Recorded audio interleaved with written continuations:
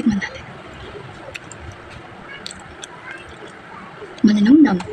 Hindi masyado maasim, malinamnam siya. Kasi marami siyang gatas. Tapos nalagyan ko pa siya ng cheese. Sarap. Sarap. Perfect. Perfect.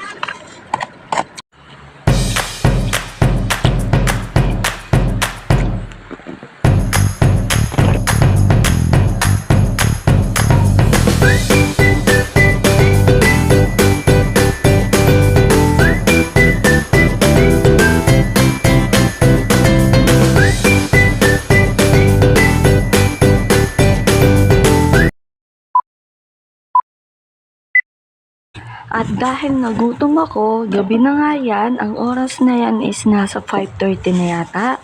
Kakatapos ko lang gumawa ng macaroni salad para sa aking negosyo.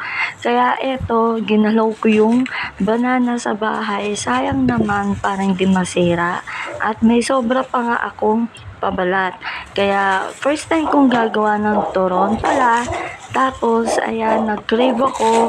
Sobrang gutom ko. Kaya magluluto tayo. Kahit late na. Hapunan na ata ito. O, yan na.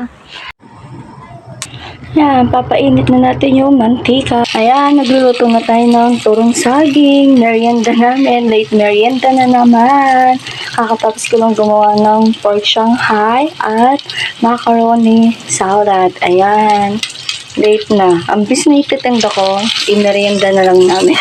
Ibibigay ko dun sa aking hipag, dun sa ninang na aking bebe lamp kasi nagbantay siya. So, bibigyan na lang natin, i-share natin to sa kanila at sa aking kuya. Ayan, no? Sayang. Ako lang mag-isa dito. Diba? Gagawin ko sana siya banana pew. So, may sobra kasing pabalat. Sayang naman. Luto na po ang ating turon saging, banana turon, finished product. Ayan po, diba? Tayin yan. So, hindi ko na maubos to lahat. I-share natin dun sa mga kapatid ko. Andun kasi yung bebe love ko. So, ligo muna ako. Bye-bye! Kapagod! Tignan nyo, haggard na ako. Wow, kakatapos ko lang gumawa ng Shanghai and macaroni salad at saka turon saging. Ayan, late na. Ang oras na to is nasa 6 p.m. na. Nakapaglinis na rin ako at ayan, no, ako lang mag-isa dito, boring. Tapos naligpit ko na din yung mga kinalat ko. And nag-prefer na din ako ng susutin ng aking baby love para mamayang maliligo siya. Ganyan na ako. Wala kapaguran. Tuloy-tuloy ang trabaho. Nahihilo na ako na ito. Kasi para mamaya, hiram mo sa kanila. Ako siguro mag-hot bath na lang ako kasi pagod ako eh. So, tignan niyo na magtsura ng haggard na to. Bye-bye!